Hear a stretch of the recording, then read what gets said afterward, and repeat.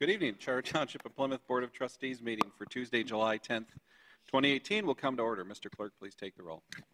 Treasurer Clinton. Here. Trustee Kermy. Here. Trustee Dempsey. Clerk Vorva here. Trustee Dorshevitz. Here. Trustee Heitman. Here. Supervisor Heising. Here. All present. We have a quorum. Thank you. Next up is the Pledge of Allegiance tonight. We're greeted by Ed Haggerty, who's visiting. He'll lead us in the pledge. Allegiance to the flag of the United States of America and to the republic for which it stands, one nation, under God, indivisible, with liberty and justice for all. Thank you, Ed. Thank you, Ed. It's good to see you again. Okay, next up is item C, approval of the agenda. Any comments or questions on item C? Hearing none, I need a motion to approve the agenda for tonight.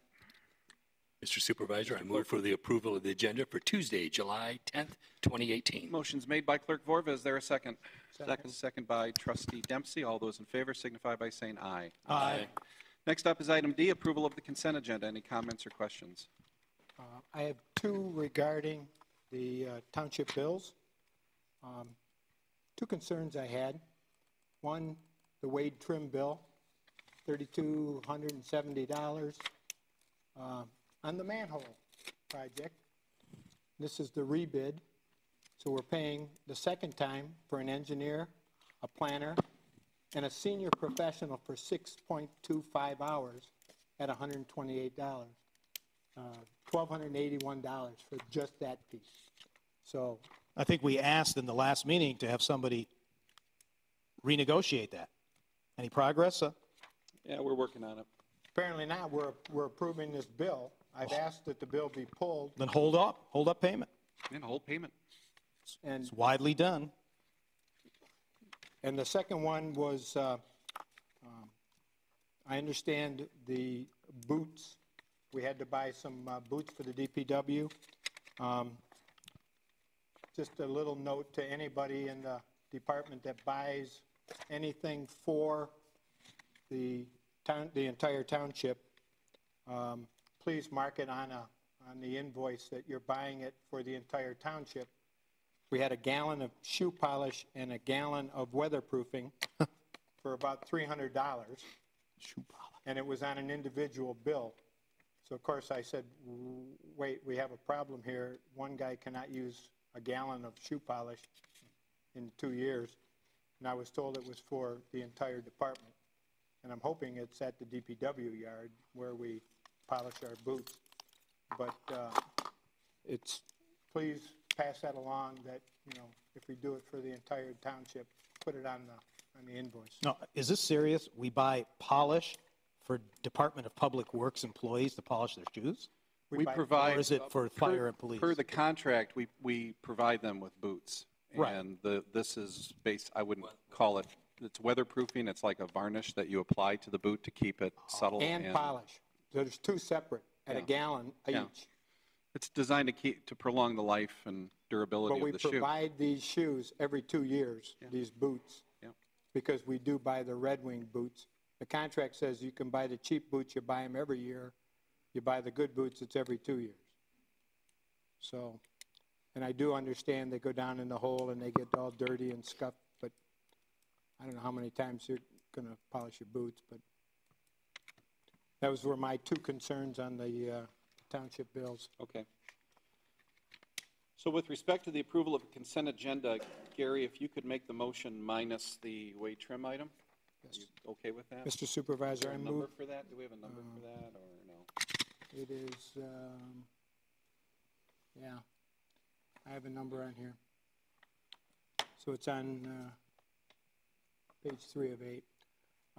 Mr. Supervisor, I move we approve the consent agenda minus the Wade Trim 592-291-973.090. Okay, motion's been made by Trustee Heitman, or any other comments or questions? Then the motion's been seconded by Clerk Borba. All those in favor signify by saying aye. Aye. Thank you. Next up is public comments and questions. This is not your only opportunity during the evening to comment on anything pertaining to the board. We also encourage comments on individual agenda items as long as they are germane to the issue at hand. There will also be another opportunity for public comment at the end of the meeting. So at this time, does anybody? Mr. Schnettler. Welcome back.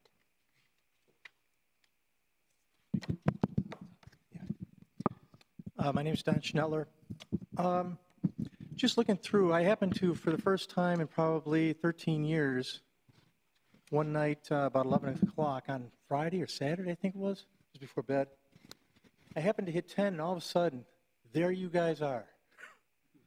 Wow. Actually does post it. I've never seen it broadcast, and I have no idea that it ever existed on WOW, but it did.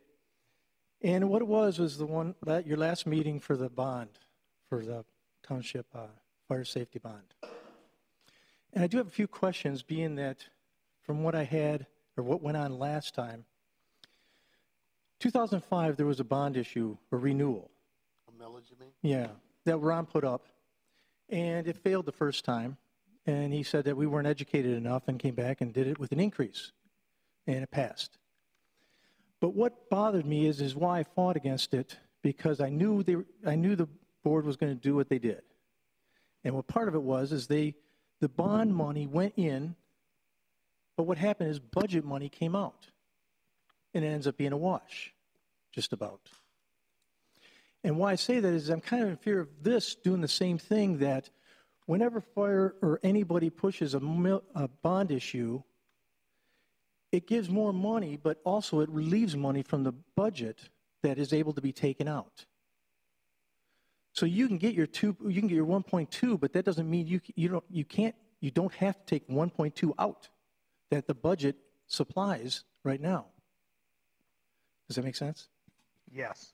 So my question is, what's going to stop that? There's no language that you can be written.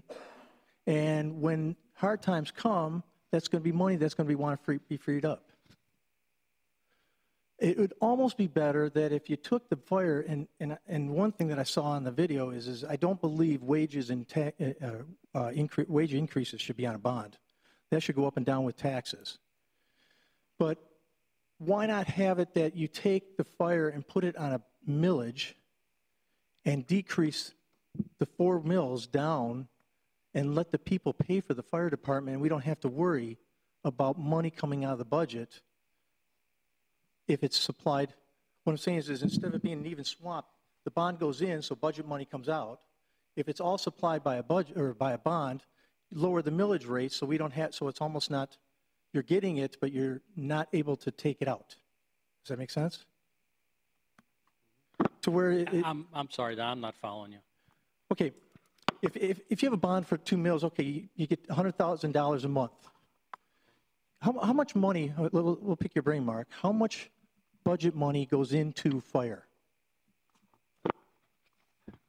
Currently, I would say about $3.5 million, somewhere between 3.5 and 3.8. Okay, so let's say 3.5. Mm-hmm. How much is the millage going to give you? Well, the millage is just not for fire. Understand, but what's the millage going to give you?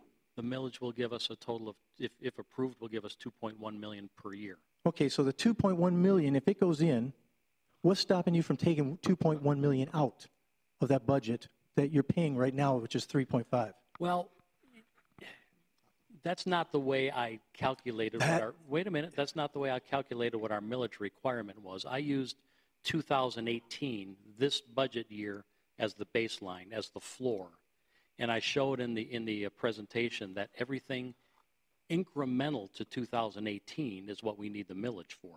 So we need all the spending that's going to be incremental for pension, for OPEB, for fire equipment is above and beyond the 2018 budget.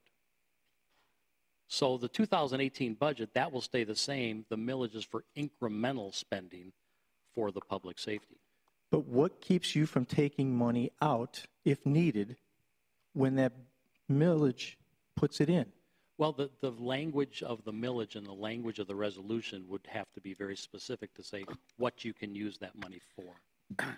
I think maybe if I could help, if in some communities they have dedicated public safety millages, as you know, and that's what they fund public safety with, right?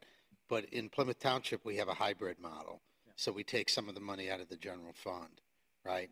Yeah. And that's the 3 point whatever it was, 5 to 8, 3.5 to 8, right? Yeah.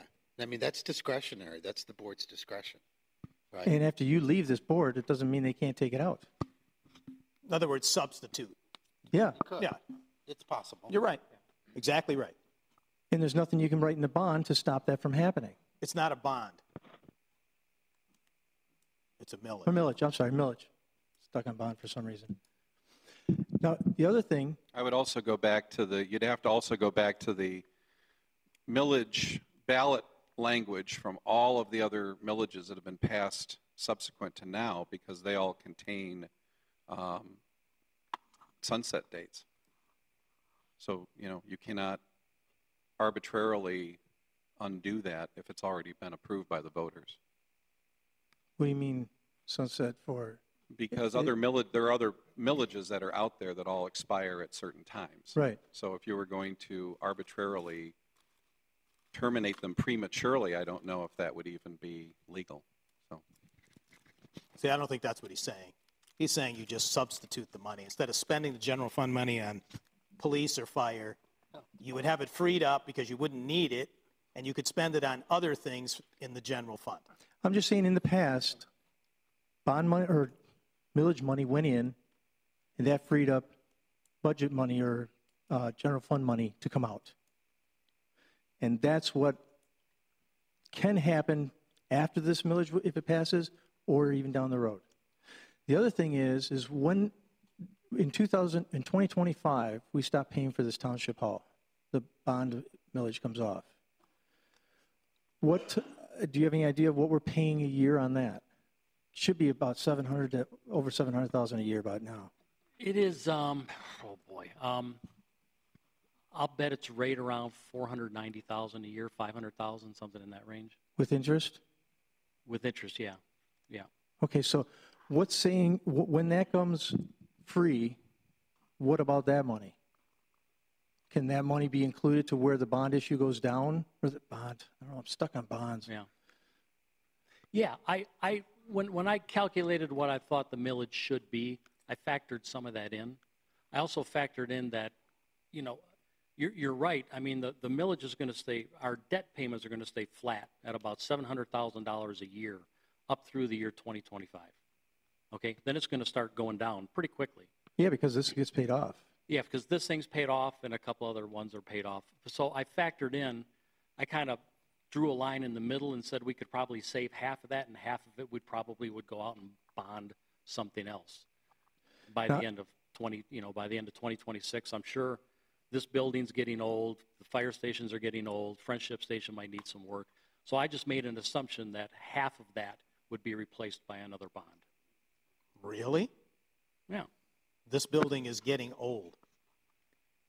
Yes, it's 12 years old, and in 10 years it'll be 22 years old, and in 20 years it'll be 32 years old, and we have presently no dedicated money for maintenance, building fund, nothing. It's been neglected, and it shouldn't be. So some of the money he's talking about, just as the treasurer's just intimated, is going to be used for that kind of stuff, and it's appropriate kind of budgeting to have a building fund. And we don't have one now, and so to be responsible, some of the money that's going to be freed up is going to be used in those kind of ways. But as the treasurer has articulated, the amount of money that we're going to be paying for OPEB and replacement of equipment is going to be high. It's going to use a great portion of that money. And so, and in reality, it's probably not enough, if all been told, so that's what happens to the money. All right. Just out of curiosity, when you go, do you have somewhere that you have all this Detailed. detailed? Is it out for the public or not? Well, all of the slides, the summary slides have been in the board packets for the last 3 weeks. Okay. Yep. It didn't show it on anything on the, Yeah, Video, they'll be so I didn't they'll be in know. the board packet again as well tonight. okay, thanks. Yep. But that doesn't have the backup detail, but we'll talk about that later. Online, it's all online. What's online? It's not in the board packet? Everything. What are you talking about? The histograms, yes, are in the board These packet. are online in the backup. Right, no, but I'm talking about the detail that made the graphs. But we'll talk about it. That's not online. No, we don't have all the work product. Okay, Mr. Schnettler did remind me that we do have the 3-minute rule. I gave you unlimited time. That was my mistake because we do try to encourage a 3-minute time limit for discussion. So that was my error. All right, any other public comments or questions at this time? All righty, let's move on to the Senior Alliance presentation. Now, the 3 minutes doesn't apply to you, but if you want to, it would be great. In there. Good evening, Supervisor Heisey, members of the Township Board. My name is Jason Maciejewski. I'm the Chief Information and Planning Officer at the Senior Alliance located at 5454 Vinoy Road in the city of Wayne. We are the area agency on aging that serves the 34 communities of western and southern Wayne County, of which Plymouth Township is one.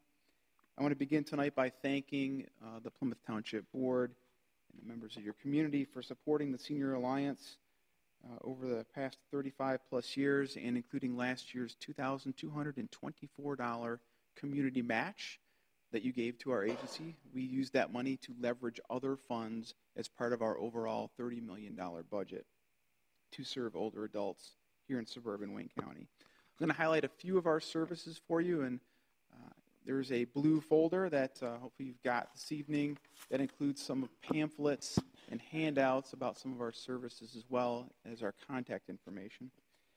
I want to talk about one program that any older adult, regardless of their income level or level of need or health, can access. It's called the SHIP program, formerly known as the MAP program. Those are acronyms basically for Medicaid, Medicare Enrollment Assistance. This program operates out of our office in the community with a series of about 36 volunteers and about 3 staff members. And its role is to interact one-on-one with an older adult and their caregivers, to explain their options under the Medicare plan, whether they're enrolling in Medicare for the first time or whether they're making their Part D prescription drug plans annually, whatever it might be. We have worked with over 6,600 clients during fiscal year 2017, helping them save at least $1.6 million in Medicare expenditures on their health insurance. And I want to note that this particular program is unbiased, independent. We don't make any recommendations. We simply explain the implications of each different choice that a person has to make under Medicare. I also want to talk about our call center. We call it Information and Assistance. We handled over 36,000 phone calls last year from the general public inquiring about services for older adults in our area. 3 of our major programs deal with in-home services and the management of the delivery of those services. The My Choice Medicaid Waiver Program, the Nursing Facility Transition Program, which helps older adults leave the nursing facility and return to the community, and care management and case coordination. The Medicaid Waiver Program is just that, a waiver to receive Medicaid assistance to remain in the community rather than Medicaid dollars to stay in a nursing home. And when they can enroll in this waiver program, it saves about 2/3 of the cost to the Medicaid system and keeps people in the community where they want to be. We also have a small transportation program, which is a non-emergency medical transit program. We have 5 vehicles that operate. We can transport individuals that live in the 34 communities of suburban Wayne County to any destination, any community. We have runs that we take people from Plymouth to Westland or Plymouth to Canton or Plymouth to Southfield, wherever it might be, and want to raise the awareness of that program so that residents of your community can access it. In terms of our budget and our financing, again, we have a $30 million budget as your area agency on aging. 4% of that is used for administration. We're quite proud that 96% of the dollars that we receive go into services for older adults in the community.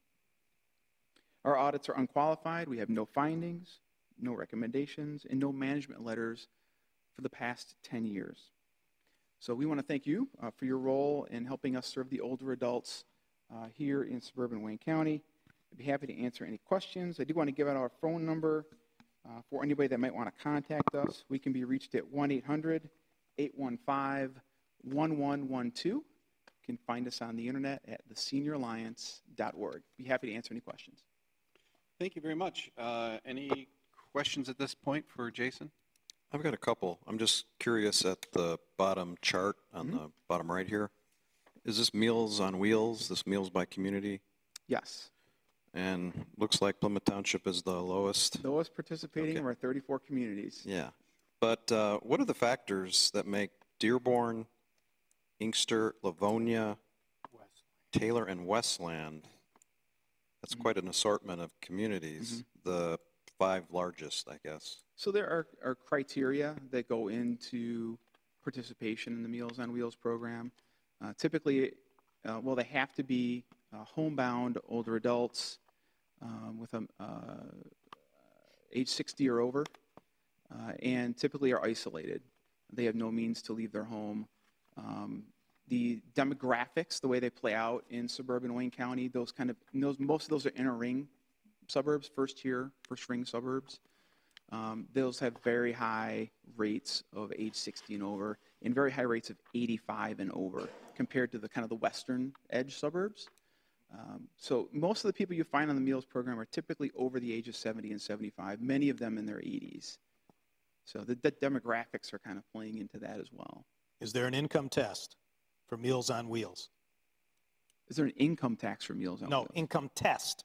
Income test for In other Meals words, on Wheels. a cap, or if I made $1 million a year, could I get Meals on Wheels? Is there a means test? So means test. No. I do not believe there is a means test or a dollar amount for that particular program. It has more to do with social isolation and the inability to leave one's home and prepare their own meals. So your program doesn't really serve much of Plymouth Township? At this point, no. And it's something that there is currently no wait list in Wayne County. So individuals that are desiring to get on the Meals on Wheels program, there's about a 2-week assessment process. Our vendor for the program is Wayne County Senior Services. So they are the ones responsible for getting people enrolled and receiving those services. And this is free, but you do ask for contributions, right, per meal? We ask for a contribution. The meals are free. Okay. Some people contribute, some don't. Okay, any other questions or comments for Jason? Jason, I wished I'd have known this before I just signed up for Medicare this week. Would have been nice to know as I was pulling out the rest of my hair. So I think there's a couple other members of the board that are eligible for this as well. So one other question about the phone number. The phone number that's here, 734, is the same, goes to the same place as the 800 number? Brings the exact same place. Yep. Good. Thank you. All right. Sure. Any comments or questions on this item? Hold on. Just repeat the question because we're on The question TV. is, do we use volunteers? Yes, we have volunteers in our MAP program, volunteer drivers for the Meals on Wheels program. Those are the 2 biggest programs that we have volunteers for. Okay. Anyone else? All right. Thank you very much. Let's move on to item F2, Plymouth Area Recreation Authority appointments. We have with us tonight the 4 individuals that I'm recommending for the Para Authority. Jim Jabara is with us tonight. Nick Schultz, just wave when, okay. Robert Schwartz and Bill Ward. Their resumes are attached and are part of the tonight's agenda package. So we're trying to be efficient with this tonight in terms of the form of resolution that we use. So I'm going to let Clerk Vorva handle that aspect. But as far as tonight goes, does anyone have any questions, comments, inquiries? We do have all 4 individuals here tonight.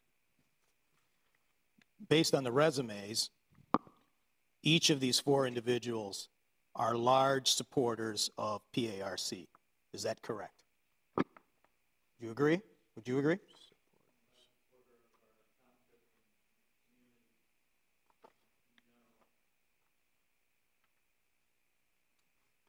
Okay. Okay. I have a question for all four, which is under the Articles of Incorporation, paragraph 2.3, it says, in event that PARC does not fulfill the concession agreement, the PARA board could terminate that. So my question would be, are each of you four prepared to do that in that event? It might be an unlikely event, but it's provided for under the articles. So I see two heads nodding. I'm confused by the question. I'm sorry, Jack. If PARC does not fulfill its obligations, then the PARA board has the ability to terminate that relationship. So are you prepared to take that step to do that in the event, maybe it's unlikely, that PARC did not fulfill its obligations? I'm not sure, Mr. Jabbar, are you? Okay. Okay, any other questions, comments by the board? Anybody from the public? All right. Mr. Supervisor, Mr. Clerk. I'd like to make a motion that the Charter Township of Plymouth, by way of this resolution, number 2018-07-1047, appoints Mr. James Ibarra, Mr. Nick Schultz, Mr. Robert Schwartz, and Mr. William Ward to the Plymouth Area Recreation Authority, PARA, for the terms expiring on December 31st, 2020, pursuant to the terms and conditions of the PARA Articles of Incorporation. Thank you. Motion's been made by Clerk Vorva. Is there a second? Second. Second by Trustee Heitman.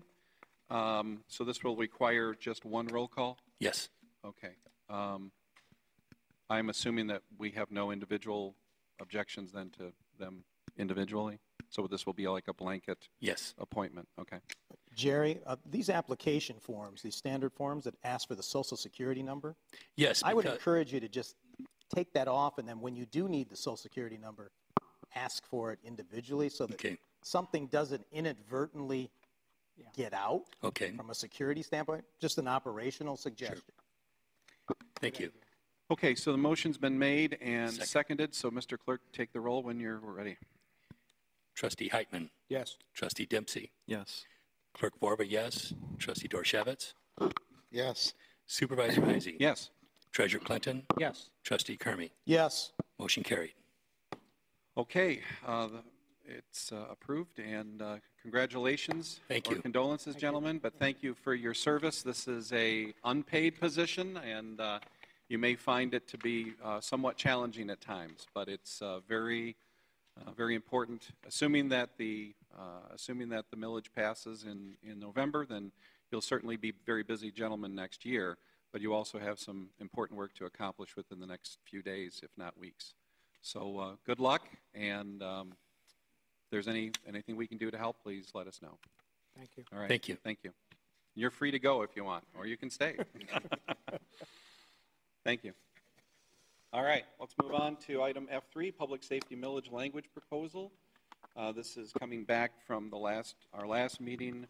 I believe we've had some changes to either to the resolution or the ballot language itself. Mark, you want to walk us through that? That's, really what I was going to say is based upon some comments that Trustee Dorshevitz made at the last meeting, and then I worked a lot of emails back and forth with Trustee Dempsey. We revised the resolution and the verbiage for the millage ballot, and it's all been updated on this resolution. I think at the last meeting we talked about the fact that we wanted to have more dialogue around this. I'm happy to answer any questions, generate any dialogue, however we want to move forward. Okay, any questions or comments for Mark? How were those comments specifically addressed?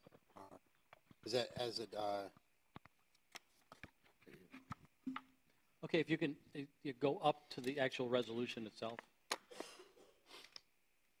The first three, 1, 2, 3, 4, keep going down. 1, 2, 3, 4. The first 4 whereases are all new.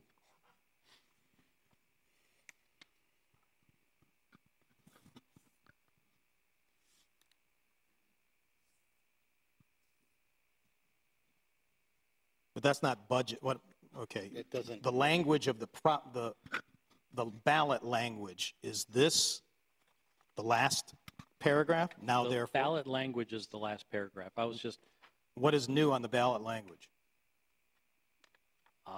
Or different than last time? what I think specifically, we've broken that, you can see the numbers 1, 2, and 3. And before there was some concern that it was a little too generic. So the number 1 very specifically says now that the funds will be used for paying pension, retirement, and health care obligations for public safety personnel. 2, obtaining, maintaining, and improving fire and police equipment and facilities. And 3, providing police, fire, and dispatch public service safety services, thereby raising in the first year $2.1 million. So that's. But, oh, sorry. Go ahead. Yeah. So this is so as it stands right now, I'm not in favor of this, and the reason is that I am in favor of funding our pension liability, and I am in favor of at least allowing the voters to decide whether we want to enhance service in the fire department. My concern is that it's not a shall. It is sort of a may. So this is 18 years, which means that there could be as many as 5 different boards in that period of time. Any one of which who could just say, you know what, we want to go back to the pay-as-you-go model. And there's nothing in this language that I can tell that mandates that the dollars must be used for this purpose, for the pension, correct? I would say that's what the word obligations mean, and we've also made it clear that we have defined payments that we need to make to MERS over the next 10 years, and we also have a state law that is mandating OPEB, an OPEB fund be created, and that an OPEB plan be put together by the township to demonstrate to the state that we are addressing our long-term health care obligations. So I'm in favor of I could change obligations to bifurcated it. mandates, maybe. Yeah, so I'm in favor of bifurcating it and creating a millage, because if I'm talking to my neighbors and I say the purpose of this is primarily to fund unfunded pension liability, everybody knows what that means, and I think much of our electorate understands the problem that is in not only locally but across the country. And I think that should be wholly contained and say, look, sins of the past were that these liabilities were not properly funded, and this should be a millage that funds this. But it doesn't really, unless I understand it doesn't. It's squishy. Let me clarify something, Bob, because I think you have a misunderstanding. The very first time I presented it, I said there are 2 options for OPEB. There's a pay-as-you-go, and then there's what the mandatory, it's called the ARC, actuarially required contribution is. 2 different scenarios, one way more expensive than the other, okay? What I'm proposing for this millage is a pay-as-you-go model. So as our retirees, as we get a bill from Blue Cross Blue Shield for our retirees, we pay it. This is not putting any money in a trust. It's not paying the annual required contribution. If we did that, this millage would be approaching 3 mils. We would have to pay an additional $2.1 million per year to hit that annual required contribution for the OPEB. So and I just want to make sure you're clear, because when you're saying people understand we're fixing the problem of unfunded liabilities, we're not addressing the unfunded liability issue for OPEB. We're simply paying the bills as we receive them. But this millage of 1.2 will, at a bare minimum, give us the funds we need to make those annual required payments from Blue Cross Blue Shield. So in that sense, it is taking care of the sins of the past, in that there is no pot of money, there's no savings account, there's no VEBA, there's no pot that's sitting there that's earning this money to be able to pay as you go.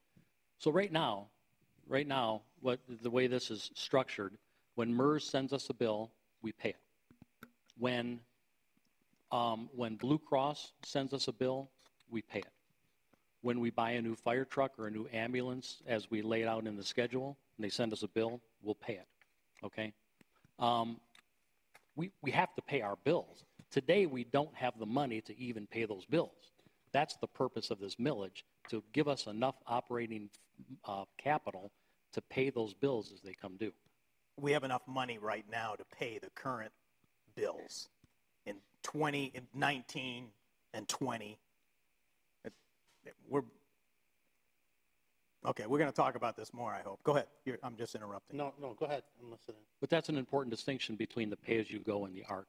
The ARC, if we were truly addressing the unfunded liabilities, the millage would be in the neighborhood of 3 mills, and we would be done and out of the business in 9 years. We would pay off that unfunded liability.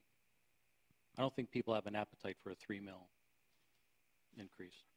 So a 3 mil increase in the ARC approach, a 3 mil increase would pay off the pension liabilities in 9 years, and then at that point there would be no point in levying a millage because it would be paid off. Well, it would pay off the pension, it would pay off the OPEB liability. All that stuff would now be funded and sitting in a trust, and then you're right. Then the remainder, and we still would have to buy new police or new fire equipment, that type of stuff. That would be still a requirement.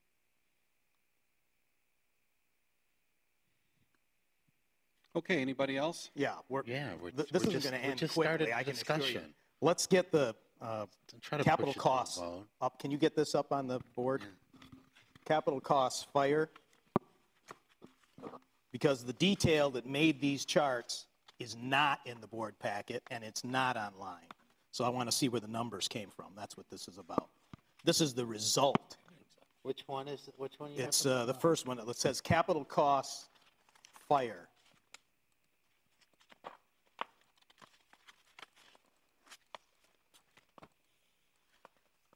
There it is. All right. Well, let's take 2019. It's about $140,000. Is that right, Mark? Is that what that total, is that what that bar is? Wait till you find it. 2019 looks like $140,000 capital costs. Okay. I'm trying to understand that when we approved purchasing a $660,000 fire truck that will have to be paid in 2019. Why is that number 140? I'm trying to understand the math. So I worked with Chief Phillips on a schedule of when he would replace the 3 fire trucks, one in 19, one in 21, one in 22, and then a schedule for when he would replace our 3 ambulances, and then put each of the ambulances on an 8-year cycle. So if you bought an ambulance in 2020, you would need another one in 2028. And then he gave me all the costs, and we worked with a finance company to see what the payments would be spread out over a certain time period. So the I can share that. $650,000 fire truck in 19, what is the payment in 19? What is the payment in 20? Must be a pretty small payment. Well, we have the money. It's the $400,000 from the state and the $400,000 from the cell tower. But wait a minute. If you capital cost, it doesn't matter where you got the money. It's what the cost is. So that's what I'm talking about, the math. It doesn't matter where you get the money from. I'm going to spend X in 2019. Instead of going through this year by year, I think it'd be better that I gave you a copy of the spreadsheet that Chief Phillips and I pulled together. It's very detailed. Lots of line items, lots of years, assumptions on what vehicles are going to cost and when they have to be replaced. This is just a summary Yeah, I think of that backup should have been here already from last week, but, all right. So that, you have a spreadsheet for that. I do. Okay. Help me understand the next one, police and dispatch. And just say for the record that the chief has met with us on probably half a dozen occasions to talk about his short and long-term equipment. Yeah, but he never provided costs. detailed spending. Yeah, he did. He never does. No, absolutely not. He never does. Not detailed spending. It's all typically verbal and estimates. Okay. So, Next one is capital costs for police and dispatch. wait, let me ask one Okay. question on that. What, you're assuming that we would replace ambulances, but are we not assessing whether we would continue to use our HVA? people yeah, where we would use private ambulance or not, right? So there's assumption. So what is your assumption for ambulance usage? Well, we still have ambulances. Right, but if you transport 100%, you're going to use them a lot more than we do now.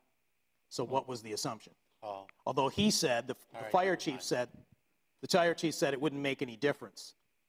But I don't know if I can completely understand that, because if you're presently transporting 10% and now you're going to transport 100%, you're going to be using the ambulances a lot more and putting a lot more miles on them. Yeah, I get the majority of the runs are to St. Mary's, which is 5 miles. 5 miles away. So did we get into detail in terms of how much mileage? No. This analysis assumes a new ambulance in 2018, 2022, 2023, and then starts the replacement cycle. Another one in 2026, 2030, 2031. So the point you made is that we are not paying for these vehicles, including beginning in 2019, we are not paying in full. We are financing it. We're financing them. Looks like we're financing the fire trucks over 9 years and the ambulances over 5 years. That is different for Plymouth Township. In the past, we paid for ambulances and fire trucks cash and lump sum. All right. We haven't bought one in 20 years, so I don't know what. Well, wait a minute. Hold, Oh, correction. ambulances, yeah. Fire Yeah, trucks, we bought them for cash. Yeah. Every one of them. 20 years ago. Those days are over. Well, that's why we're trying to get into the detail. Capital costs for police and dispatch. This was, It's flat, which is really unusual and makes me suspicious. well, you should be suspicious. I'm a suspicious guy. This is, as we've said 3 times before, this was an assumption that drug forfeiture funds will disappear in 3 years. Whether that assumption is valid or not, I have no idea, but there's been some messaging coming out of the state of Michigan and from the feds that drug forfeiture funds will be going away. Okay, so I don't understand again. I'm not worried about the source of funds. I'm worried about, Because if you look at the average, not the source, what we're spending, the amount. because if you look the at goods, the average usage of the drug forfeiture funds over the past 10 years, it averaged $425,000 a year. So my assumption is if drug forfeiture funds go away, we have to replace that with general funds at that same average of $425,000 a year. Good. Okay, that's the explanation I was trying to understand. Thanks. All right, the next one is public safety salary adjustments, 2% annual. What is your assumption for property tax revenue average per year Flat, for the next 18 years? flat. That's not true. Why isn't it true? Valuations go up. They would at least go up by 2%. So you were 1 at to 2%. You were at the same meeting that I was at where Plant Moran provided the latest and greatest audit, and it showed that tax revenue has been flat since 2012. Yeah, but that doesn't mean, what do you mean nobody moves? That doesn't mean That's it's. what counts. I thought right? you were The doing. taxes I thought change you when were somebody spending moves. hours per week doing economic development. We're going to have some development. People will move. People always die. You have a baby boom generation maturing. There will be increases. Well, you know that the taxable value will go up by inflation, at least. And 2% is the inflation target for the Federal Reserve. Here since 2011, tell me what property taxes Yeah, but have done. this was, yeah, but you can't, that was after this huge downdraft of 2008 and 9, and so that created this anomaly. That's just the opposite. Property values have been skyrocketing since 2011, but property taxes have been flat. Right, but So here's the other forces at play. Personal property taxes are going away. Yes. Personal property taxes make up 15% of our tax revenue. Those are going away. when does the state stop reimbursing the 85% that we lose? What year? 2021 or 22? 2021. Okay. All right. I see the 2%. So I see that assumption. So does this assume, Mark, that, what are the assumptions made about police in this model? The assumptions made about police and fire and dispatch is that staffing levels are at 2018 at current 2018 levels. Okay, then they will be there. That is optimum staffing. This is purely taking, which is roughly a $5 million payroll for 2018 for police, fire, and dispatch, and increasing that at 2% a year going out. So we had, so this assumes that there would be a spend associated with capital investment for police and dispatch, that there would be compounded annual adjustments, that staffing levels would remain where they're at today. Yes. What about any contributions? I mean, Northville Township was allowed to move into the station, and we were going to prove we were worthy of being partners or whatever that it was. It didn't put in that assumption. So we're not, there's no assumption they're going to pay us anything for. That would be no, good that, news if it that happened. was not an assumption. I mean, this is, obviously it's not an easy task to look into a crystal ball and predict what's going to happen between now and the year 2035. And so the way I tried to break this down, and I can guarantee you one thing, I'm wrong, because it's all based upon assumptions, but I tried to make the assumptions as simple as possible, going back again and saying, look, assuming 2018 is the base, we're starting from here. I know 4 things for sure. I know we're going to have to spend more money real fast on pensions. I know we're going to spend more money real fast on OPEB. I know we have an antiquated fleet of public safety vehicles that has to be refreshed. And I know that I'm not going to say a bare minimum, but I know that if you want a qualified public safety staff, you're going to have to pay them a reasonable salary adjustment on an annual basis. Those are the 4 assumptions, and those 4 assumptions make up the 1.2 mils. But nothing more, nothing less. This doesn't assume a 2% raise for everybody every year. Yes, it does. Everybody in the public safety. Because if somebody quits today, like we're having turnover in police and fire, I've got to pay more money for quality police and fire than I'm paying right now. No, If that's somebody collective quits, you save bargaining. money. They start with You save money if somebody quits Yeah. because they come in at a lower wage. Starting wage is starting wage. That's contract. But we have discussed in the past things like an education bonus in order to attract and retain people, because it's been a real challenge for us to These are retain. things we've taken away over the last. No, well, no, I don't know if that was a takeaway. That was something that we had offered. I know Chief Tidrington had talked to us about that during the last budget deliberations, that we were going to put money in for an education bonus for new hires, but that never made it into the final draft of the budget. We cut it. He felt he didn't need it right away. He thought he could manage it. So he was willing to cut it because we had to make other cuts to dispatch, and he felt it was more important for us to put that money into trying to get to 30 officers. All right. So I am very reluctant to move forward on this because I don't think it's well-planned and well worked out, because we need to have some agreement with all employees. In fact, this says only paying for OPEB for public safety, but we have other employees we have OPEB for.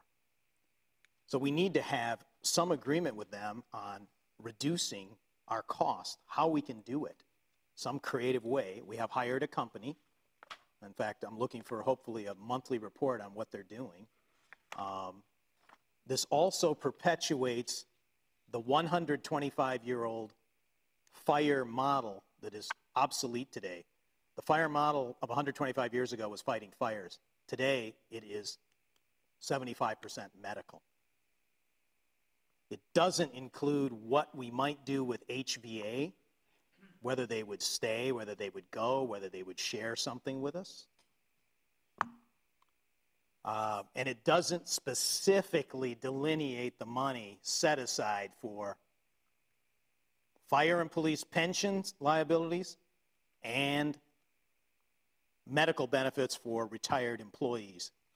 Apparently, this is only for public, for police and fire. Is that right? The only ones we're going to be able to pay out of this is police and fire medical benefits? Retired medical benefits? Is that what this says? Yes. That's what the millage. Okay, so this is set aside. But again, it gets into what this gentleman was talking about here. It'll be you get into the substitution from the general fund for money that would be used to pay for other things. So how do we fix that? Well, that's why we need to do some strategic planning. And, you know, we haven't had a strategic planning session yet. We did back in January. I think. Yeah, what we did was go through a list of things, but then we got to work out what we wanted to do. See, my preference would be to bifurcate it and, you know, separate the liability for pension and OPEB versus the operating enhancements. Why did you choose not to approach it that way? Or did you consider that? I did consider that. Again, one of the ways that could have been accomplished was through that arc that I talked about. I guess I made the assumption that nobody, including this board, would have an appetite for a 3 mil increase. But eventually it'll creep up there if you decide that you want to pre-fund, and create a trust. Another board will come and ask for a mill here, a mill there, and pretty soon you'll be up there in a few years. Another thing that we haven't addressed is what happens when you come up with a pot of money. It reduces the incentive. Exactly, people want to grab it, and it reduces the incentive to do some creative. I guess we're feeling rich because the economy's good, but cooperative things. And I know people have said we're doing something with another township. It's a secret that we're working on, which is great. So let's get this stuff lined out and then ask for the money with a well-developed plan. I tell you, in the private business, you'd never get this kind of money without more detail of where you're going to spend the money and how much it is. And it's a big pot is what it is. Some's going to go to legacy. Some's going to go to equipment. Some's going to go to salary. And it'll be up to this board and future elected officials to decide how much that is and how much gets substituted out of the general fund budget in the future, whether none or whatever. Well, let me answer it this way, Bob. If you wouldn't mind just kind of going back to the presentation and scrolling through those graphs, I'll make the point again one more time. All right. So keep going. Again, look, starting that, if you can go back up to the pension one. No, I mean, now you're going, yeah. All right, the pension one. You can see the first year in 2018. We're a little bit less than $1 million. You can see how fast these payments are going up. To the point in the year 2025, they're going up to 1.8 million. I know today, because the actuaries have told us, this is what the bills are going to be in the outgoing years. These are not my numbers, not my assumptions. These are a lot smarter people than me, actuaries, who have put these things together. Our bills from MERS are going to skyrocket in the next 7 years. You can see it. This is money that we don't have in the budget today. This is incremental to our budget today. And how much would this millage generate again per year? Roughly? This will generate $2.1 million per year. At today's taxable value. At today's taxable value. Now, if you scroll, and again, I'll make the point, this is incremental above and beyond 2018. The next slide shows the OPEB. This is incremental to 2018. Every graph, every piece of pie you see on these graphs is money that we did not have to spend in 2018 that we will have to spend in outgoing years. Again, you go to the capital equipment. If you want to refresh the equipment, fire trucks, ambulances, you're going to be spending more money incrementally than we have in 2008. That's the easiest sell is equipment. As long as if it's a logical fashion, that's an easy sell. People can identify. Well, that. so is pension because it's state mandated. First of all, the legacy costs, both pension and OPEB. So Prior Mark, boards have already put in place the long-term fix, which is deleting defined benefit pensions for police and fire. So it reduced it. That's one reason it goes away, or substantially reduced. And also the way new hires don't get it, and new hires don't get retiree health care. So longer term, 50 years from now, it'll be better. But yes, it will. What we're trying to do is we're dealing with the here and now. I understand that. But you guys love to make it look like we're gone broke, and we're not. We need to be better at what? I don't know how we can sell this better. Where am I going to cut, that kind of money? Well, we added $1 million in payroll. That's $1 million that we Mark, What was that? We added $1 million of payroll. No, we we didn't. will have since this board took office. That's a misnomer again. Yes, it is. It's true. No, it's not true. yes, it is. Yes, it is. Hey, Mark. All right. You all right. added So, 6 firemen plus 2 policemen. When they become, in a few years. Did you vote against all that? You voted against it? I voted to try it. But now what you're try it? saying, we said, you told me you could do it. Yeah, we didn't need it. We didn't need more money. Okay, so you wanted me to fire those guys? No, we're not asking you to fire them.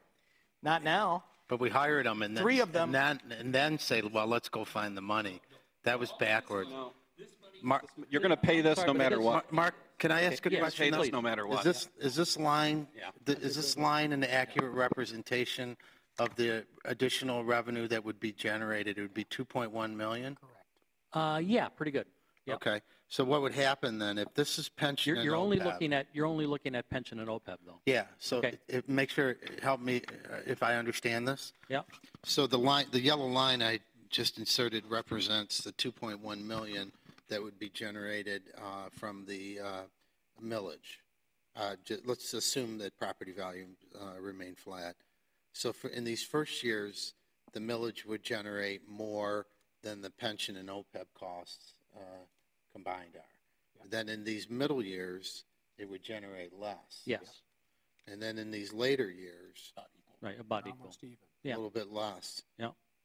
So this gap here is the money that would be left over to do things that are not related to pension, OPEB, capital costs, operating costs, anything like that, right? Maybe a better thing to do would be scroll up to the total one or scroll down to the total one.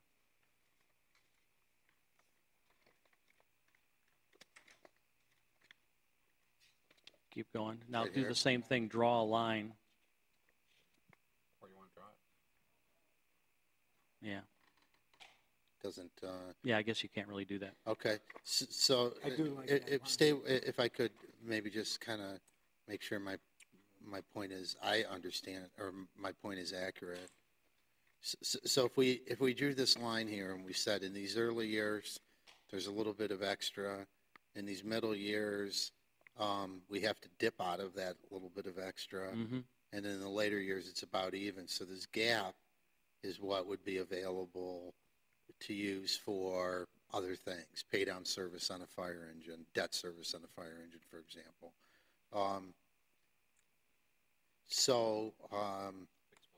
Once again, how do we know with certainty that this money would not be used for some other purpose by a future board? Well, the only way it could be used for something else is if I didn't pay my bills.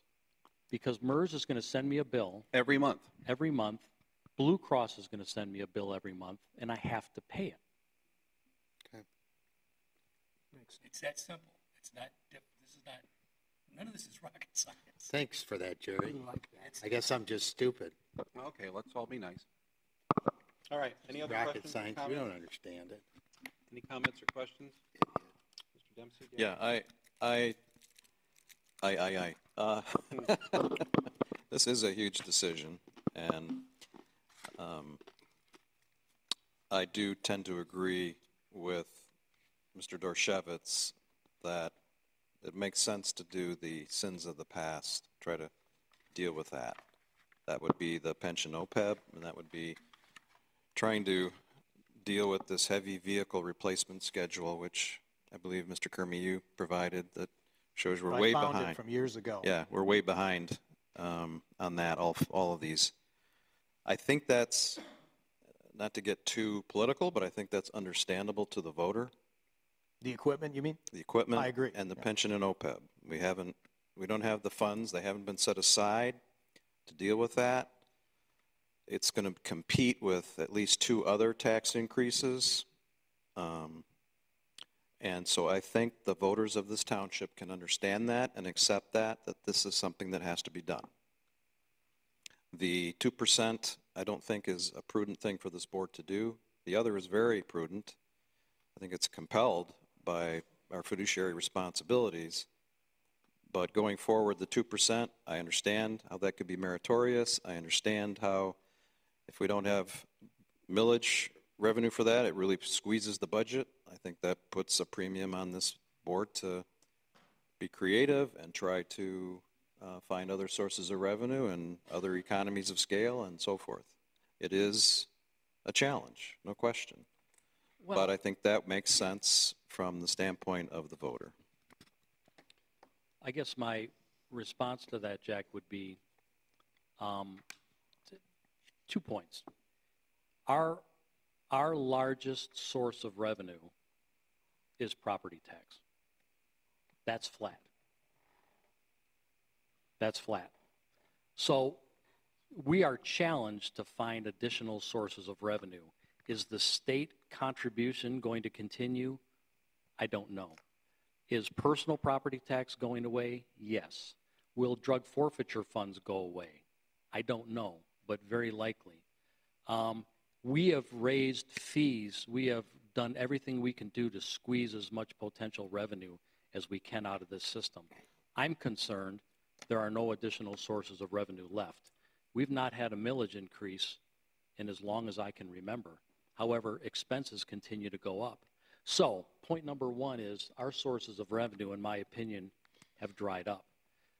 My second point is our largest expense in this township is are the salaries for the public safety employees, right? Of the $14 million that we have in our budget, $5 million of that is the salaries for the public safety officials. That's the largest expense that we have. To me, it would be unwise not to plan for salary increases for that in the future. Because we're going to find ourselves, if you take a look at how quickly that escalates, we're not going to have the money to pay for the types of individuals that we want representing our community in the very near future if we don't plan accordingly. So I think the challenges that we run into, why we're here today is because we haven't planned for the future. That's why we don't have building maintenance funds. We don't have money put aside for water and sewer infrastructure upgrades. We haven't funded OPEB. We haven't funded the pensions. We haven't planned for the future. My suggestion is that we plan for the future with our biggest expense item, which is salary of our public safety officials. Okay. Any other comments or questions from the board? Anybody from the public on this particular item? Yes, ma'am, in the back. Just come forward. We need, because we're on TV, so we need you talking to the big mic there and give us your name and address. I just have a quick question. I was wondering how the salaries. Name and address. I'm sorry, Mary Ann Zavagnin. How do our salaries, wages for our public safety employees compare to other communities? Well, generally, the way it's done in a Act 312 arbitration is you look at what's known as your comparable communities, and comparable communities typically are based on your population, your SEV, your annual budget, right, the amount of money that you spend not only on public safety but in other areas of your government. Right. So it's kind of a moving target because comparable communities a comparable community 4 years ago may not be a comparable community today. But typically what we do is we look at Northville, Canton, Livonia. Right. We look at those communities, even though they are generally larger than us, they all have vastly higher tax millage rates than we do, Northville and Canton and Livonia. Novi is another example. Cities' millage rates are different than townships. Money is spent differently. So that's not always a perfect comparison. But I'll just tell you that generally, I would say that we are probably on the lower end of the salary scale right now. And part of that is reflected in the fact that if you talk to our police chief and our fire chief, over the last several years, we've had a very difficult time attracting and retaining firefighters and police officers. Firefighters have left us for other communities that offer better salaries and benefits. We lose police officers every year to the federal government, the FBI, DEA, ICE, all of those other federal agencies. They all offer way more than we do. And I'm not saying that we have to match that or compete with that, but we've got to do better than a lot of our other comparable communities are doing right now. If we want to really attract and retain good people who are going to be, frankly loyal, who are going to stay here, who are going to really invest themselves in the community. So the thinking is if we build in a 2% annual increase, that will help us be competitive. Is that correct? No, I mean, I just think that's fiscally prudent because nobody's going to work for unions. No union is going to get zeros, for more than, 2 or 3 years. Okay, it just doesn't happen. So I think it's just fiscally prudent to decide on a number and have that number into your long-term calculation. Okay. To the extent that we're losing a public safety employee to another jurisdiction, right, because of the other jurisdiction has a defined benefit plan, right, this doesn't address that. Okay. No, and I'm not advocating a defined benefit plan for Plymouth Township. We've been down that road twice. We had it, we didn't have it, we had it, we didn't have it, now we don't have it. Going back to that road, going back there is just not going to happen. I mean, most communities now, again, the fiscally prudent thing to do is to move away from a defined benefit plan and go to a defined contribution plan. The downside of that is defined contribution plans are they're portable. So you don't have that. It becomes a buyer's market at that point. And the individuals, the men and women who choose a life of police or fire service, frankly, they're not the most popular people in society nowadays, and frankly, they're going to go for where they can get the best deal for themselves and their families. And I'm not saying we're not going to be able to compete with Grand Rapids or Lansing, and I don't know if I want to. They have defined benefit plans, and they're struggling to keep those things afloat. So I'm not saying I want to be them, but I think we have to do a better job than what we're doing now. Okay, that's helpful. Thank you. Thank you. Anybody else? So with this, oh, sorry. Go ahead.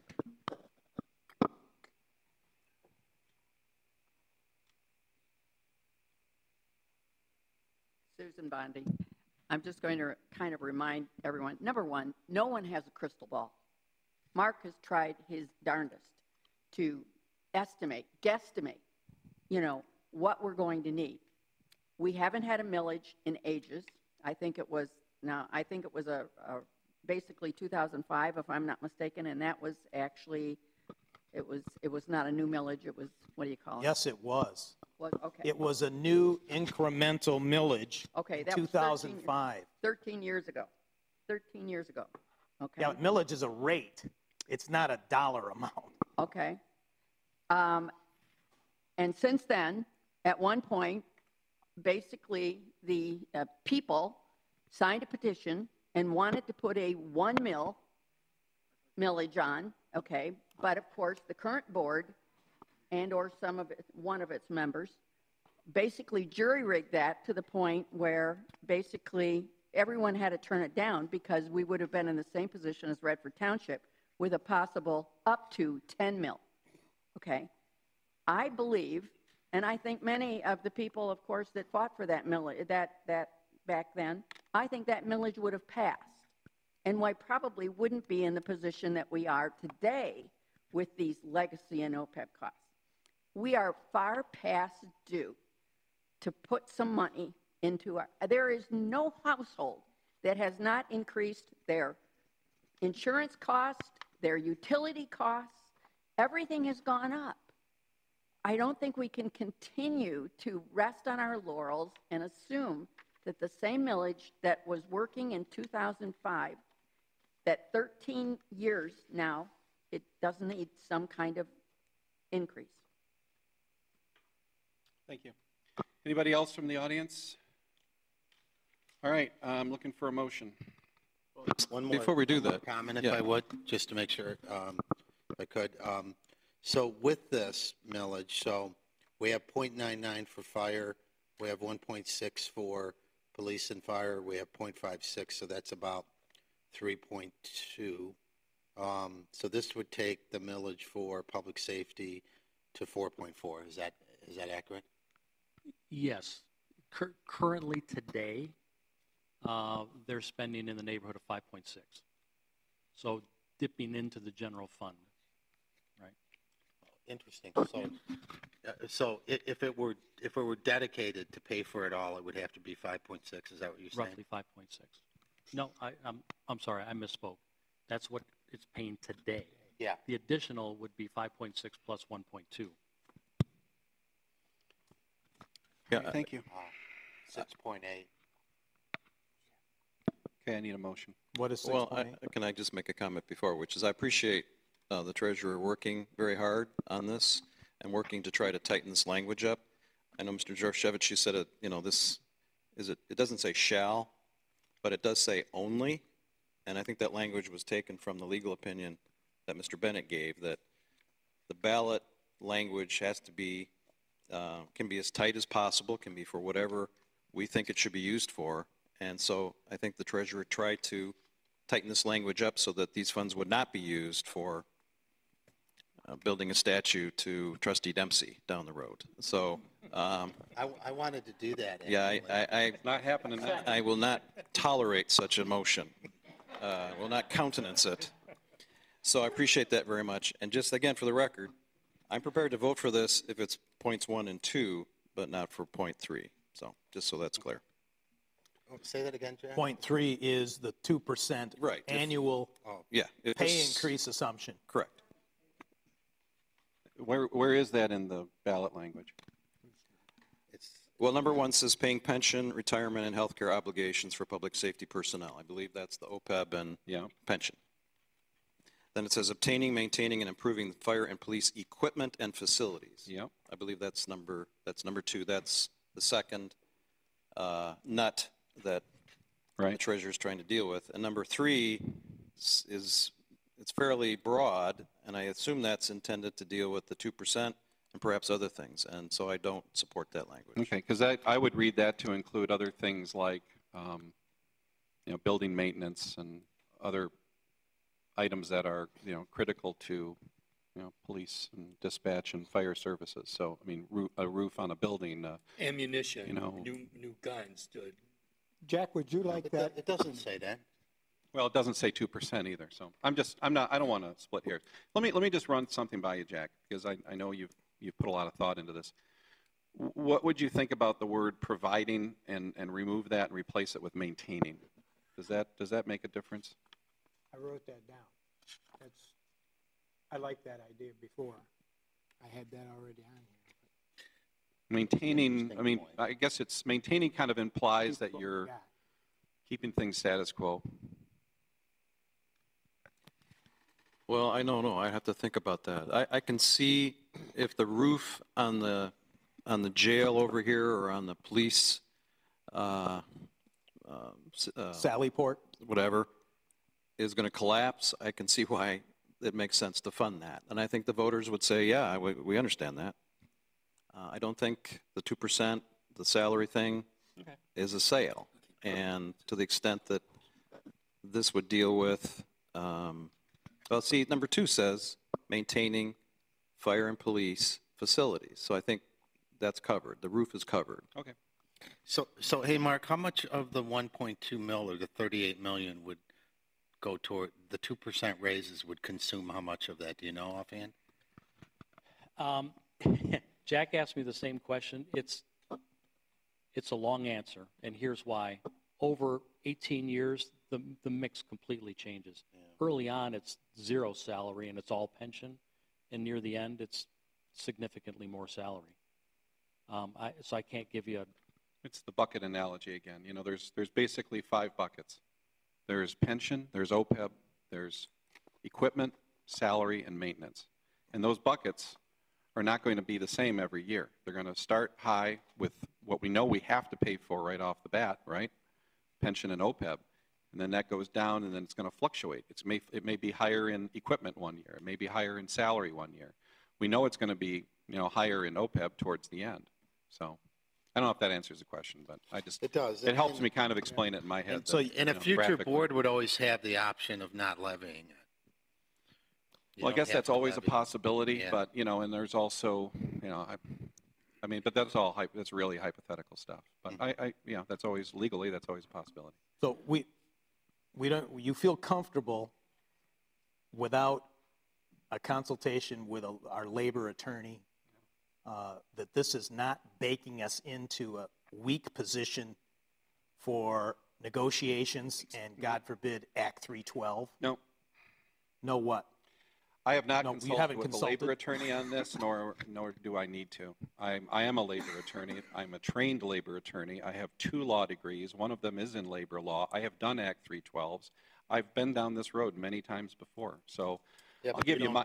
Oh no! Don't say I don't know Plymouth Township. No, that's not what I was going to say. You don't have a relationship with the board as an attorney. Okay. Well. So you're going to give the board a legal opinion right now. I'm giving you my opinion based on 25 years. You're providing a legal opinion. I'm giving you my opinion. A legal opinion. Bob, come on, knock it off. Kurt. You don't pay. You want to pay me to be a lawyer? You want to pay my bar dues? No. Oh. Okay. I don't give legal opinions to the board because I'm not. I'm not either. Attorney. I'm just giving you my. I'm giving you my opinion based on 25 years of experience. So that 2% you don't think is a carrot that somebody's going to try to grab? If anything, I think it helps us to make a better case in the event of 312, along with all of the other exhibits that Mark has provided us. So, okay, can we go? Let's go. I need a motion. I move to approve resolution number 2018-07-10-48, which authorizes the placement of a new public safety millage request on the November 6, 2018 ballot at a rate of 1.2 mils for 18 years with the language specified in the resolution. Support. Motion's been made and supported. Mr. Clerk, please take the roll. Treasurer Clinton. Yes. Trustee Dorshevitz. Yes. Trustee Dempsey. No. Supervisor Heisey. Yes. Trustee Heitman. Yes. Trustee Kermy. No. Clerk Vorba, yes. Motion passed. Thank you very much. All right, let's move on to item F5. This would be, I'm sorry, F4. This is the Friendship Station Improvements Bid Award. Mr. Richmond. Thank you, Mr. Supervisor. This project is for the 2018 Community Development Block Grant Funds for the Brick and Mortar Project. It's for improvements to Friendship Station. We met with Friendship Station staff and Mark Lewis and Sarah Weisel a few times out here and went through and created a list of needs or enhancements that needed to be out there. The biggest one in particular was the brick paver patio in the rear of the building is in disrepair. So we plan to replace that with a concrete patio and then put in a poured concrete wall to help deaden the sound from M14 so people will actually use the patio. And then there's also various other improvements inside the building, such as adding doors and locks and that. With that being said, on June 19th, the township received 2 bids. Each bidder considered to be responsive and having submitted a bid compliant with all requirements. The low bidder was Dave's Contracting. Their total bid was $55,588. Following the bid opening, Spalding DeDecker reviewed all of the bids received, verified the calculations, and prepared the bid tabulation that's in your packet. Based on our review of experience and references provided, we find that Dave's Contracting is qualified to perform the construction, and it is our recommendation that the project be awarded to the low bidder, Dave's Contracting, for the Friendship Station improvements in the amount of $55,588. Okay, thank you. I just have a couple comments before we open it up, and that is, I know that the seniors there have asked for years for some kind of a sound deadening wall. We know it borders on M14. There's only so much we can do. But I do like that particular part, and then also the patio is really in a bad state of repair. So if we want to use it, we really can't right now. My question is, I just don't want to look at the Berlin Wall there, you know? I mean, we need to make it look attractive, and I hope that these guys are going to do something we've nice asked with for a it. brick-faced wall. A brick-faced wall? It'll be a brick-faced wall. They'll have a form that's brick-faced. Okay. So it'll be brick-faced towards the facility. Okay, good. Because it really, I mean, we want to make it look nice and encourage people to go out there and not turn it into a. What about the trees? Are they going to stay or what? Most of the trees will be able to stay. We're going to have to limb up a few trees, but in most cases, we're going to be able to keep the trees. Okay. We'll just probably end up pulling the wall just a little bit closer, probably maybe a foot or so closer, and that'll help. And be careful with the utilities around there too. Correct. There are some wires that are really close to the trees and to the building, and I'm amazed that we haven't had more issues there. I don't want to say the word power outages because that makes everybody mad. Okay, good. That's good. All right. Any other questions for Dave, let's talk about the wall. It's going to be, you're going to use these forms that are made out of aluminum or steel, and they pour the concrete, and it'll form a brick-looking thing. Correct. Fascia. It'll be on both sides or one side? Just on the one side. All right. Are the trees on M14 MDOT property or on They're our on property? township property. All right. Planting more, especially evergreens, will also reduce the noise transmission because the noise is going to go right over the wall. Well, and the trees that are there now are evergreens, and they're going to remain, so they'll be there between the wall and M14. There's really not much more room to plant any trees in that area. It's pretty tight as it is right now for trees. What about on the M14 side? Getting permission? You'd have to go and get a permit from MDOT to go out there and work on it. And there's also, right outside the fence there for the M14 right-of-way is the bike path that's out there too. So I don't believe there's any room out there to put any more vegetation in that area. We had looked at putting a vinyl fence in, but after going out there several times and sitting out there and kind of seeing the whole process, there's no way a vinyl fence would even deaden the noise. We needed a poured concrete wall. We needed a concrete wall to help deaden that noise that's out there. How much use do you think this patio will get? I can't give you any indication on that. From what we had talked with staff, is if we can get it so that it's in better shape and the noise is deadened, people want to go out there and use it. There's a grill out there right now. People could go out there and grill. They don't use it because the brick patios are in such disrepair and the noise. It is a mess. It's a real trip hazard. It is, yeah. And these funds are coming out of dedicated CBDG funds. They're not coming out of the general fund, correct? Correct. It's all CDBG money. Yeah, Dave, now we've had Dave's contract. We've had work done by them before, haven't we? Yes, they indicated that they had done some work for the township before. They had worked on the bridge at Township Park. Okay. And how soon can they start?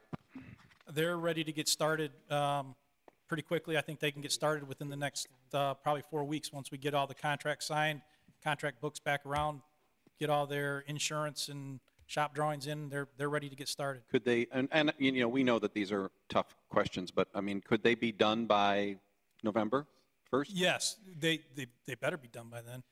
October This is- 1st? yeah.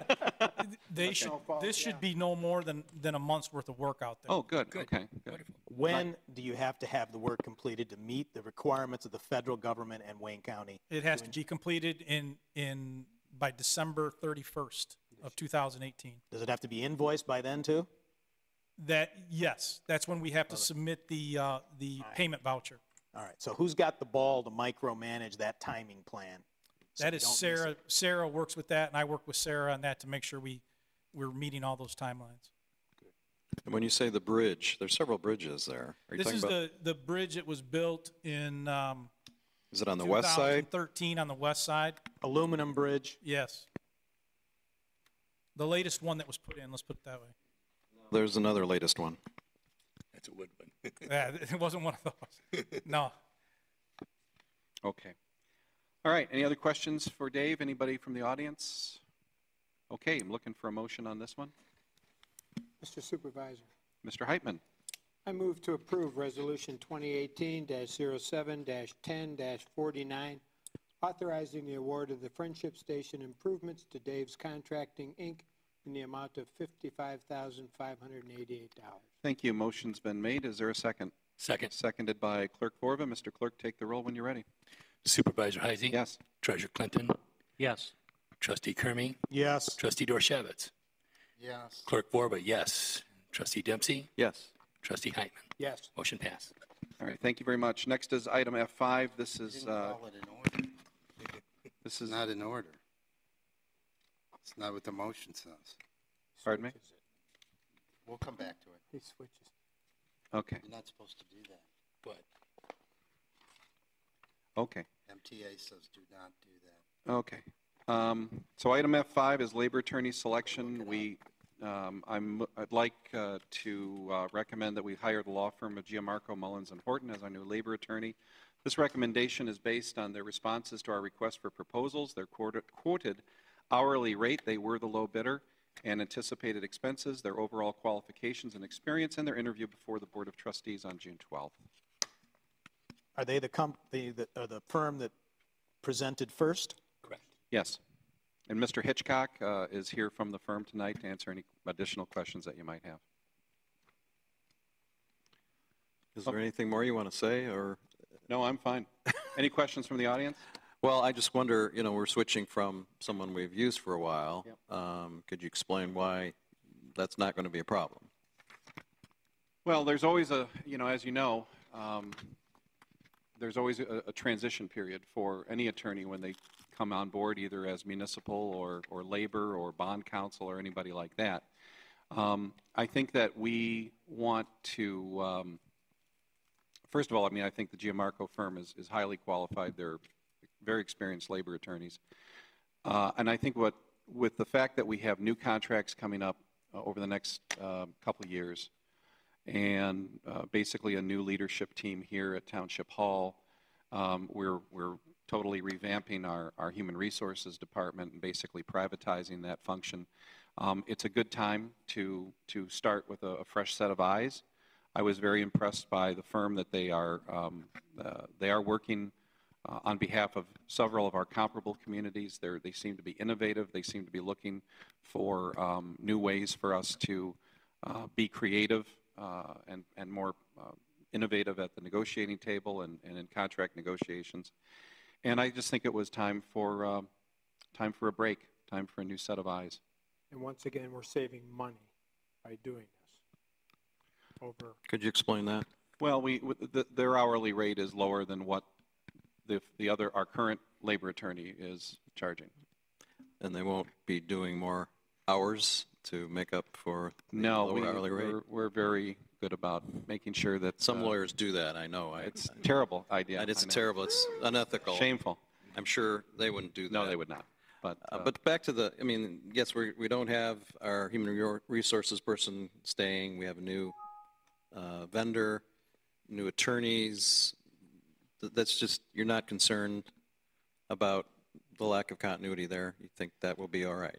Well, certainly the outgoing labor attorney will send all of the files to the new labor attorney. Those files are the property of Plymouth Township, so we will have access to the negotiation records going back for quite some time, as well as other letters of understanding and other documents that have been executed over the last several years. I believe that this firm will be a very quick study and has seen and experienced similar situations with their other clients. Do these files exist, the letters of understanding, in Joanne Kabatis's office? Many of those documents are in her office. Some are maintained in the clerk's office, and then the remainder would all be, we're talking about more like the work product of past collective negotiation sessions. Past contracts would be in the hands of the attorney, and then would be turned over to the new attorney. And then I have a meeting with the new attorney, I believe next Monday. We're going to basically sit down and start going over goals and strategy for the upcoming contract negotiations. And of course, you guys will be involved in that process as well. We can go into closed session with our attorney to talk about labor strategy and negotiations. Okay, any questions from the audience? I'm looking for a motion. Mr. Supervisor. Mr. Clerk. I move that the Board of Trustees approves Resolution 2018-07-1050, concurring with the recommendation of the Township Supervisor to select the law firm of Gianmarco Mullins Horton, P.C. as the Township's labor attorney pursuant to the terms and conditions outlined in their response to the Township's request for proposals received on April 13, 2018. Thank you. Motion's been made by Clerk Vorba. Is there a second? Second. Second by Trustee Kermy. Mr. Clerk, please take the roll. Trustee Heitman. Yes. Trustee Dorshevitz. Yes. Clerk Vorba, yes. Trustee Dempsey. Yes. Trustee Kermy. Yes. Trustee Clinton. Yes. Trustee Heisey. Supervisor Heisey. Yes. I'm going to call you a trustee. Yeah. Motion passed. All right, thank you very much. Next up is item F6. This is the settlement agreement with the City of Plymouth. Formal approval tonight. Before you is the document that was executed by the city, signed by Mayor Oliver Wolcott at their commission meeting last Monday, a week ago Monday, July 2nd. So the document is unchanged from the one that we looked at a couple weeks ago. But now that they have approved it, I would like your concurrence as well. And Mr. Attorney, is there anything that you'd like to tell us about the status of the suit that we authorized? What's the status of that, and what are the timelines that we're looking at, or is it moot, or what? It's not moot yet. Hopefully, it will become moot very shortly. The lawsuit was filed on June 29th because the extension to the tolling agreement expired on June 30th. The summons on the new lawsuit expires on September 28th. Under this agreement, the city is supposed to pay the township the money that it owes by September 4th. If they don't pay by September 4th, then we have the time period between the 4th and the 28th to serve the papers, to put the lawsuit on. However, in that this settlement agreement is in existence now, that is of great benefit to the township, because the theory of liability, if we do have to proceed with a lawsuit, will only be on the settlement agreement. It won't be on the breach of the contract of the intergovernmental agreement with unspecified damages. Filing a lawsuit on this settlement agreement that calls for specific damages of $1.1 million will considerably simplify litigation if we have to do it. We will not have to do depositions to determine actual damages. We have an agreed upon damage amount. The only thing we'd be doing is suing to enforce the $1.1 million settlement agreement. So the litigation, if it happens, and hopefully it won't, will be a lot simpler than if we had to file a suit without this settlement agreement. As long as the city makes the payment of 1.1 before September 4th, then there's not going to be an issue. I have had a conversation with Attorney Marzano, the city's attorney, with respect to the mechanics for dismissing the lawsuit after the city pays and the check clears. Once that happens, we could dismiss this in one of two ways. The first way could be that I would just dismiss the lawsuit on my own without service of process under the court rules. A dismissal of a second lawsuit would be with prejudice, which would mean it would act as a determination on the merits of the case. Attorney Marzano has told me he would prefer if I would serve him with the papers so we could do a joint dismissal, so he is assured that the new dismissal would be with prejudice. I don't personally or legally have a problem with complying with that request, as long as the city complies with its obligations under the new settlement agreement. Okay, and also the same night that the city approved the settlement agreement, they also authorized the city manager and the finance director to begin the payment process. So it's all out in the public record, so it's not inside information. But what they're going to do basically is take half the money out of their, I believe, their building maintenance fund, and then they'll take the other half out. Yeah, they have one. And then they'll take the other half out of their budget stabilization fund, so which is probably their fund balance. So anyway, that process is underway. We have met already with the mayor and one of the commissioners. They would like to get this check over to us as soon as possible. So I realize it says September 4th, but I am confident, again, that will be accomplished in a much faster timeline, because they want to get this over with as much as we do. And the really nice thing is we don't have to go to court in the so-called friendly lawsuit to compel a court to do a judgment levy on the community. As we know, there's no such thing as a friendly lawsuit. And you walk into court, you never know what's going to happen. And anytime that we can, the old rule is anytime you keep your client out of court, that's a good thing. So we don't have to do that, and I think this will be wrapped up in a very timely manner. So there's no need to do any modification to the pleadings at this point. You won't have to file an amended complaint. You can just let things sit and not incur any additional work on this matter, other than making sure the check clears and then getting it dismissed? Yes, if the city makes the payment before September 4th, I will not have to file an amended complaint. Any other questions, Yes. Chuck? If the city does not pay on September 4th and you comes to the date of September 29th and you have to serve them, and forgive me for not understanding with prejudice and without prejudice in this case, is there any way that they can litigate the original claim and the statute of limitations and all those things? Can they bring that up, or that will not be part of a lawsuit? That should not be part of the lawsuit. If we do have to file suit, I will amend the complaint to be for a violation of the settlement agreement, not for a violation of anything else. Since we have this new settlement agreement, it's been approved by both the city and the township, that renders all other issues with respect to statute of limitations and everything else merged into this document. Damages are merged into this document, which means we're not going to have to take depositions of prior board members for the city or the township, or could be in Florida or someplace else. All of that work that was done a lot by people in the township and the city will not be rendered moot, or it will not have to be duplicated. That work is done, and it's been agreed upon, and that ends it. And when does interest start accruing? If we go to litigation, the interest would start to accrue from the date the complaint was filed. I thought it was going to accrue from the time of the settlement. It would accrue from the time the complaint is filed, which would be just before the settlement. So they get 3 months interest free, basically, or 2 months. No. Oh. They don't have to pay us till September. No.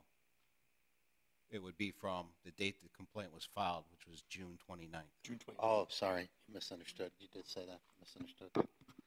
Okay, any other questions, comments by the board? Anybody from the public on this one? All right, I'm looking for a motion. Mr. Supervisor. Mr. Heitman.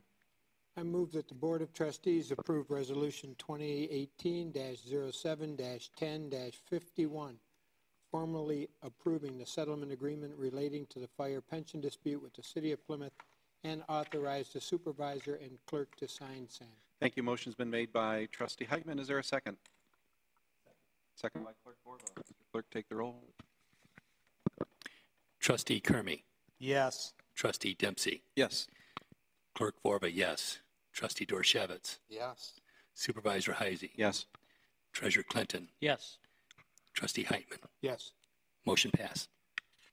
Okay, thank you very much. And the sun is still out, too. We're on this still, Mark Clinton. This 1.1 million, Hold on. What are we on now? the same item that we just approved. Okay.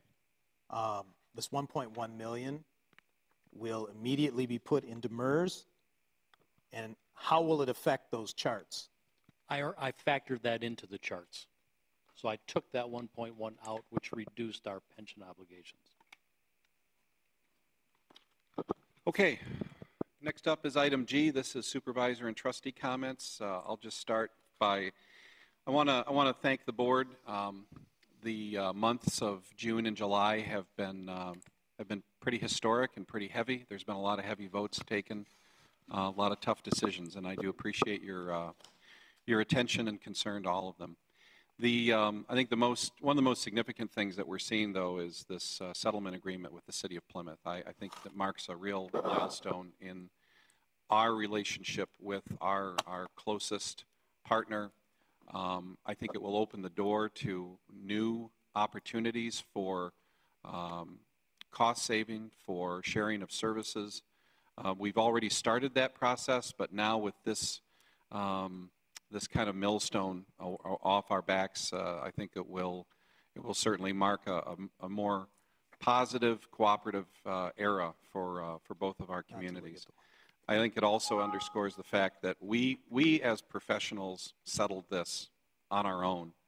I know we had lawyers involved, but the fact that we were able to come to an agreement, saving us, I believe, hundreds of thousands of dollars in lawyer fees, accountant fees, actuarial fees, expert witnesses, travel, the whole gambit that would have been involved in this very long, I think, bloody litigation, if it had come to that, would have really poisoned the relationship between our communities and wasted hundreds of thousands of dollars in legal fees, especially if we had still had, some of our former attorneys working on this project.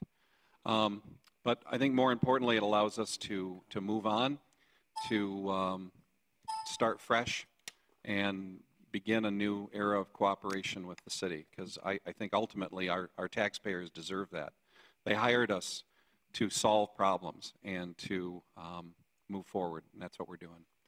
So we are meeting again next week.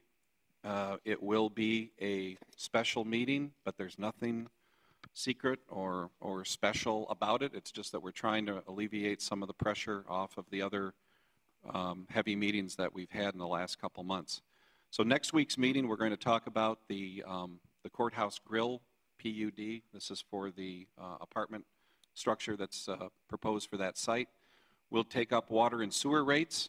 Nothing controversial there. Solid waste fees, and then also we are adjusting our water and sewer fees. Those are the fees that we charge to developers, to individuals who want to tap into our water and sewer system, and those have not been updated in quite some time. No, wait a minute. They got adjusted in the last 3 or 4 years. So there will be somewhat controversial, so come prepared with the backup. We will. We don't want it to be, they've been adjusted very recently.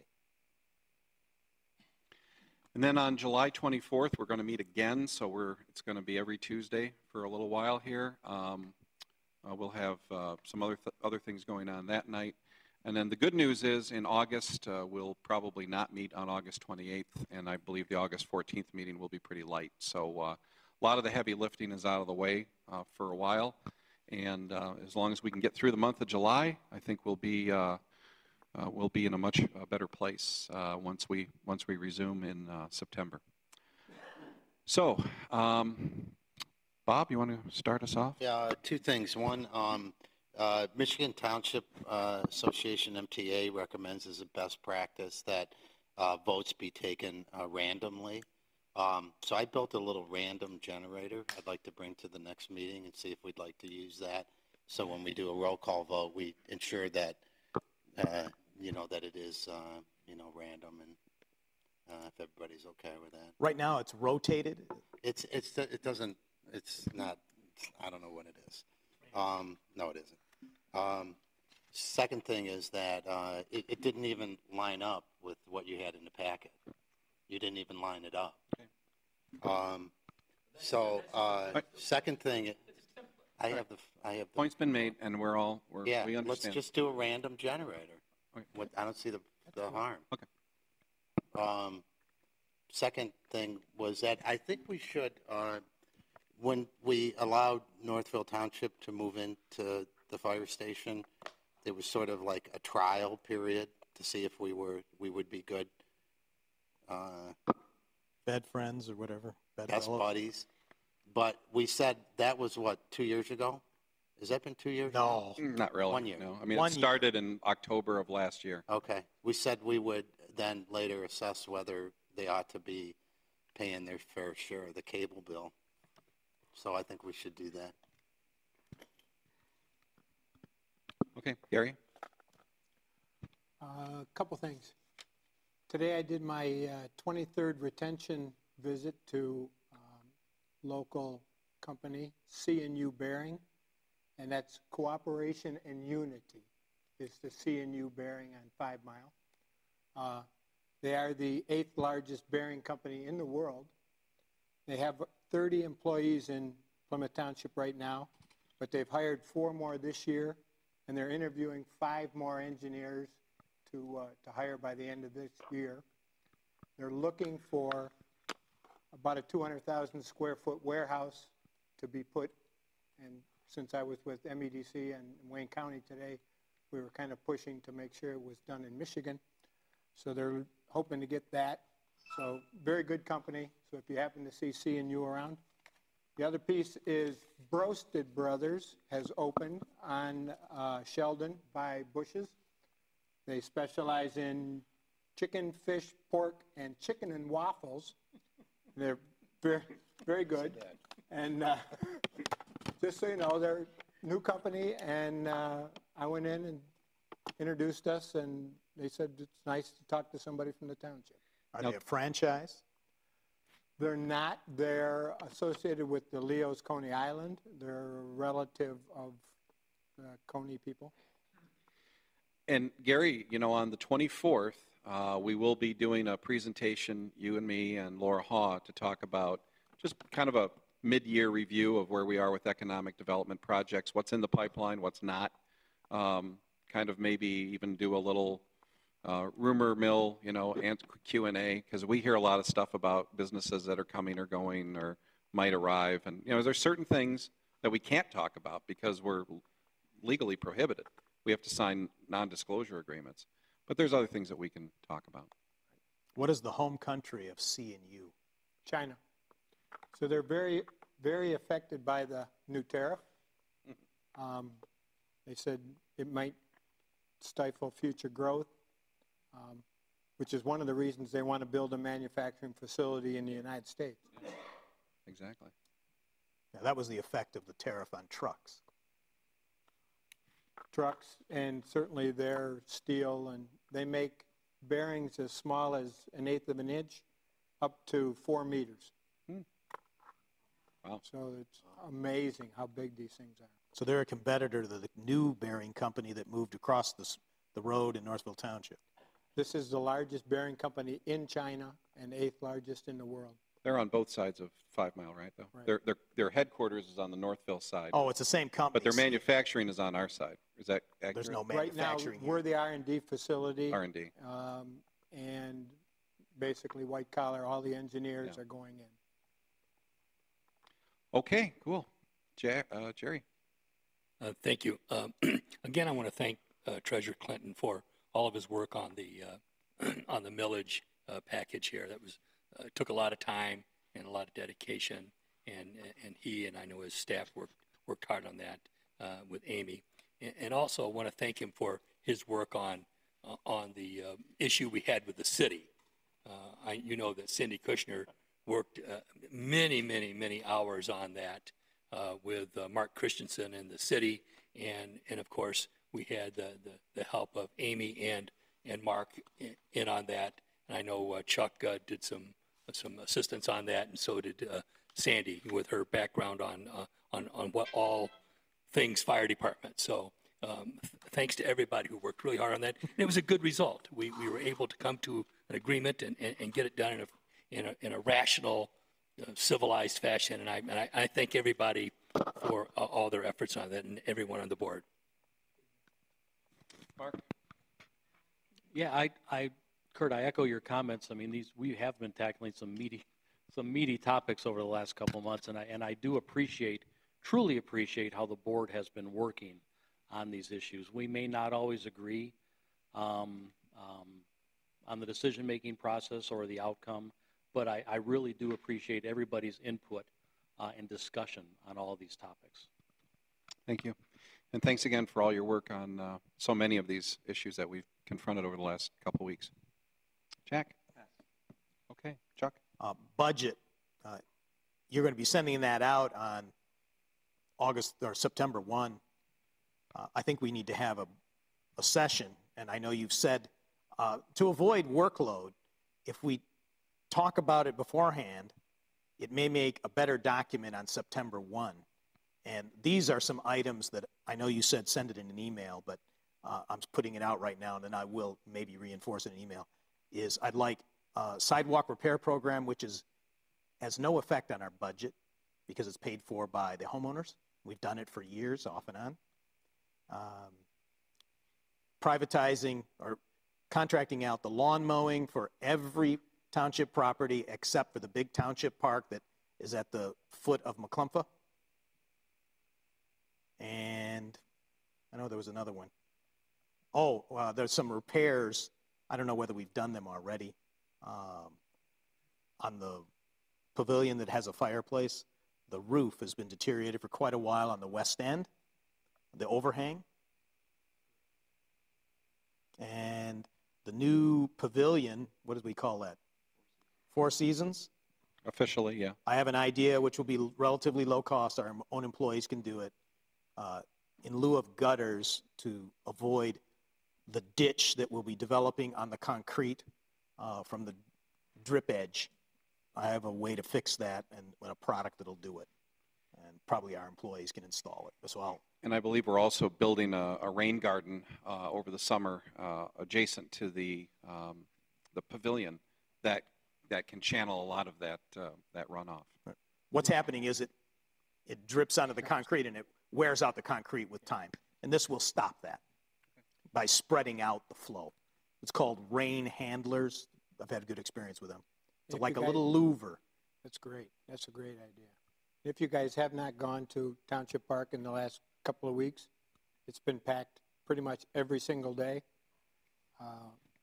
The water area and the ADA area are just filled with laughing, screaming kids, so it's great. And the sprayscape is working. The sprayscape is working. Using less water, hopefully, now that we have the board fixed. Right. Yeah. Okay. Anybody from the public on anything? You don't have to. Okay. Need a motion to adjourn. Mr. Heitman. I move we adjourn. Motion made by Mr. Heitman. Is there a second? Second by Clerk Vorab. All those in favor signify by saying aye. Aye. We are adjourned. No.